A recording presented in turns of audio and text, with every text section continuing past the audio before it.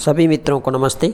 देखिएगा मित्रों, अपना टॉपिक चल राजस्थान के प्रमुख दुर्ग और आज की क्लास में हम बात करेंगे मेहरानगढ़ दुर्ग के बारे में। तो मित्रों, अगर आपको वीडियो अच्छी लगे तो वीडियो को अधिक से अधिक शेयर करें, लाइक करें, कमेंट करें और यूट्यूब चैनल को सब्सक्राइब करें। शुरुआत करते हैं आज की अपनी क्लास मेहरानगढ़ दुर्ग। देखिएगा मित्रों, यह प्रसिद्ध मेहरानगढ़ का दुर्ग है। ये अपने किस ज़िले में है तो आपको ध्यान रखना है, जोधपुर ज़िले में। किस ज़िले में है? जोधपुर ज़िले में। मेहरानगढ़ का दुर्ग है, जोधपुर ज़िले में है और इसका जो निर्माण है वो राव जोधा ने करवाया था। वेरी इंपॉर्टेंट है, निर्माण राव जोधा ने। लगभग अगर हम बात करें तो 1459 ईस्वी में निर्माण हुआ था। 1459 ईस्वी में इस दुर्ग का क्या करवाया जाता है? राव जोधा के द्वारा निर्माण। इस दुर्ग की जो नींव है वो करणी माता ने रखी थी और नींव में ध्यान रखना एक व्यक्ति आता है, राजिया भांबी। इसको जीवित चुनवाया गया था। तो मेहरानगढ़ दुर्ग की नींव में राजिया भांबी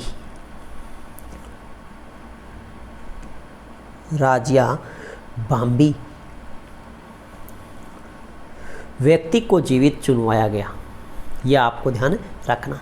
इसका नाम राजिया भांबी भी मिलता है या फिर इसे कहते हैं राजाराम मेघवाल। राजाराम मेघवाल नामक व्यक्ति को जीवित चुनवाया गया था। यह आपको ध्यान रखना है। परीक्षा में प्रश्न पूछा गया है कि मेहरानगढ़ दुर्ग की नींव में किस व्यक्ति को जीवित चुनवाया गया, तो ध्यान रखना राजिया भांबी या फिर राजाराम मेघवाल। नेक्स्ट हम बात कर लेते हैं, यह दुर्ग है, यह किस पहाड़ी पर है, तो ध्यान रखना पंचेतिया पहाड़ी या इसी को कहा जाता है चिड़ियानाथ टूक की पहाड़ी। यह भी परीक्षा में प्रश्न पूछा गया कि प्रसिद्ध मेहरानगढ़ दुर्ग है, ये किस पहाड़ी पर है, तो आपको ध्यान रखना है पंचेतिया या फिर चिड़ियानाथ के टुक पहाड़ी पर। उपनाम है, इसके उपनाम भी पूछे जाते हैं। वेरी इंपॉर्टेंट है। इसे कहते हैं गढ़ चिंतामणि, मयूरगढ़ और मोर ध्वजगढ़। तो गढ़ चिंतामणि, मयूरगढ़ और मोर ध्वजगढ़ के उपनाम से किस दुर्ग को जाना जाता है, तो मेहरानगढ़ दुर्ग है, इसका यह नाम पूछा गया है मयूरगढ़। यह आपको अच्छे से ध्यान रखना।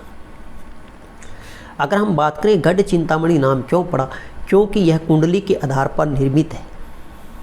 कुंडली देखकर इसका निर्माण करवाया गया है, इसकी नींव रखी गई है।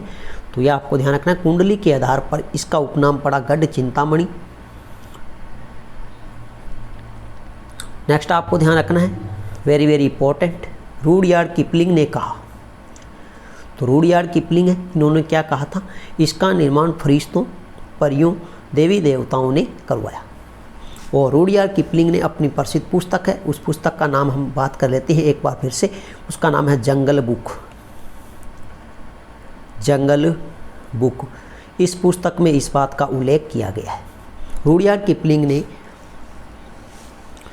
तारागढ़ दुर्ग बूंदी के सुख महल में एक रात्रि के लिए विश्राम किया और उस दुर्ग को क्या कहा था? यह तो भूतों व प्रेतों से निर्मित है। तो रुडयार्ड किपलिंग ने भूतों और प्रेतों से निर्मित कौन सा दुर्ग बताया है, तो आपको ध्यान रखना है तारागढ़ दुर्ग बूंदी। जबकि फरिश्तों, परियों, देवी देवताओं से निर्मित बताया वो कौन सा दुर्ग है? मेहरानगढ़ दुर्ग। इस बात का उल्लेख मिलता है रुडयार्ड किपलिंग की प्रसिद्ध पुस्तक है जंगल बुक। नेक्स्ट हम बात कर लेते हैं कर्नल जेम्स टोड ने क्या कहा था। कर्नल जेम्स टोड ने कहा कि राव जोधा के पुत्र दुर्ग के महलों की खिड़कियों से सल्तनत पर अधिकार रख सकते थे। यह किसने कहा था? मेहरानगढ़ दुर्ग के बारे में तो कर्नल जेम्स टोड ने कहा था। नेक्स्ट हम बात कर लेते हैं चामुंडा माता का मंदिर। यह आपको अच्छे से ध्यान रखना है, चामुंडा माता का मंदिर। तो यह कहाँ पर है? मेहरानगढ़ दुर्ग जोधपुर में। और ये क्या है? राठौड़ों की आराध्य देवी। क्या है? राठौड़ों की आराध्य देवी। तो राठौड़ों की आराध्य देवी है वो कौन सी है, तो आपको ध्यान रखना है चामुंडा माता। अगर आपसे पूछे राठौड़ों की कुल देवी, तो यहाँ पर एक प्रसिद्ध है नागणेची माता का मंदिर। यह भी आपको अच्छे से ध्यान रखना। यह राठौड़ों की क्या है? कुल देवी है। राठौड़ों की कुल देवी अगर आपसे पूछे तो नागणेची माता है, अगर आराध्य देवी पूछे तो चामुंडा माता है। और दोनों का ही प्रसिद्ध मंदिर है मेहरानगढ़ दुर्ग जोधपुर में। इसके अलावा यहाँ पर मुरली मनोहर का मंदिर है, आनंद धन जी का मंदिर है, शेरशाह सूरी की मस्जिद है, मानसिंह प्रकाश पुस्तकालय भी है, मानसिंह प्रकाश पुस्तकालय भी है, धन्ना भीमा, ये इंपॉर्टेंट है, धन्ना भीमा या इसी को कहते हैं मामा भांजा की छतरी, या इसी को कहते हैं 10 खंभों की छतरी, 10 खंभों की छतरी। तो 10 खंभों की छतरी, मामा भांजा की छतरी, धन्ना भीमा की छतरी अगर आपसे पूछे तो मेहरानगढ़ दुर्ग जोधपुर में। नेक्स्ट मित्रों, अगर हम बात करें तो यहाँ के प्रमुख महल कौन कौन से इंपॉर्टेंट महल है मेहरानगढ़ दुर्ग जोधपुर में। एक यहाँ पर है श्रृंगार चौकी, श्रृंगार चौकी महल है, बहुत ही महत्वपूर्ण है, और यहाँ पर जोधपुर या आपने कह सकते हैं मारवाड़ शासकों का राज तिलक होता था। ये क्या होता था? मारवाड़ शासकों का राज तिलक। अगर आपसे पूछे मारवाड़ शासकों का राज तिलक होता था तो आपको ध्यान रखना है श्रृंगार चौकी।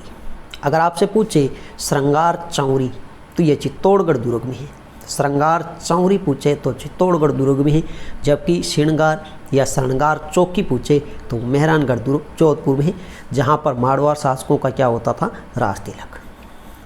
एक यहाँ पर प्रसिद्ध है फूल महल भी है। कौन सा महल?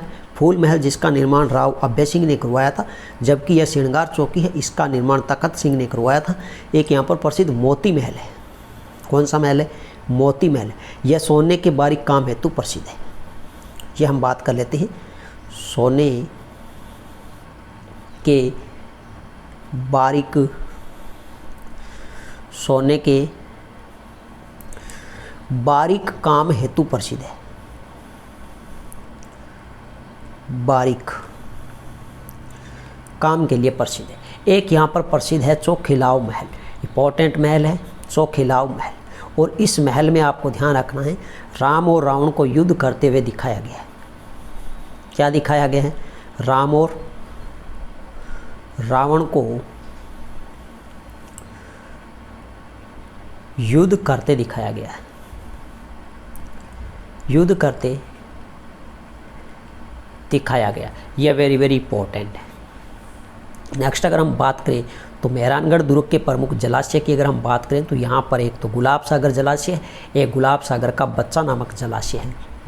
दोनों जलाशय, एक तो गुलाब सागर, एक गुलाब सागर का बच्चा, मेहरानगढ़ दुर्ग जोधपुर में है, और दोनों जलाशय है वो प्यालेनुमा आकृति में है, और दोनों ही जलाशय नीलम जड़ित मकत मणि से निर्मित है। नेक्स्ट हम बात कर लेते हैं, इंपॉर्टेंट है, अकबर ने नागौर यात्रा के समय यह दुर्ग बीकानेर के राजा राय सिंह को सौंपा। यह बहुत ही महत्वपूर्ण प्रश्न है कि अकबर है, अकबर की नागौर यात्रा कब हुई थी? तो आपको ध्यान रखना नागौर की जो प्रसिद्ध यात्रा है अकबर वो करता है 1570 में। कब करता है? 1570 में। तो अकबर ने नागौर यात्रा के दौरान या के समय यह दुर्ग बीकानेर के राजा राय सिंह को सौंपा था। बहुत ही महत्वपूर्ण प्रश्न है।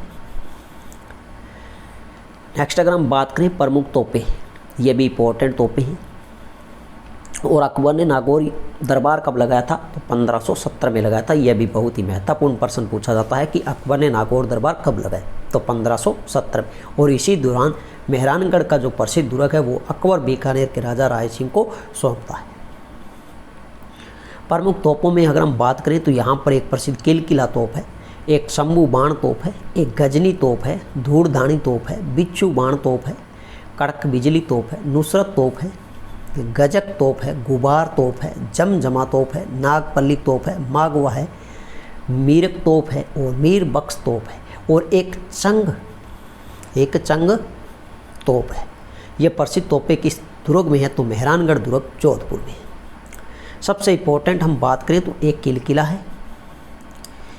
है, शंभू बाण है, गजनी है, धूड़धानी है, इसके अलावा नुसरत भी पूछी जा सकती है, नुसरत, और एक आपको ध्यान रखना है गुबार। वैसे सभी तोपों के नाम आपको अच्छे से याद होने चाहिए।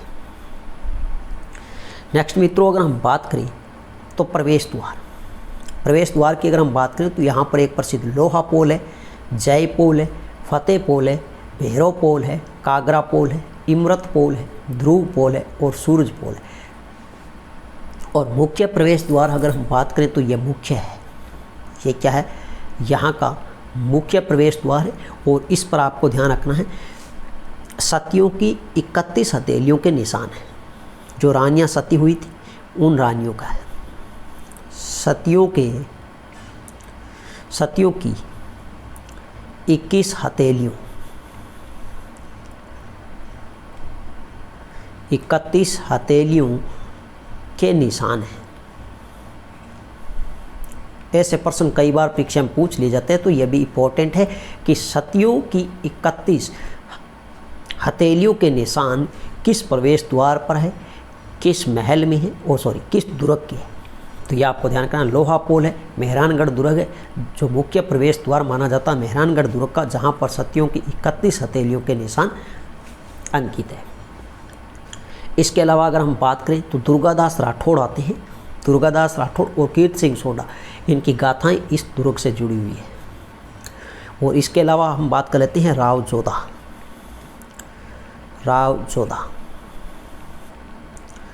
राव जोधा वह हैं अमर सिंह। राव जोधा व अमर सिंह की तलवारें हैं जो आज भी इस दुर्ग में सुरक्षित है। कि तलवारें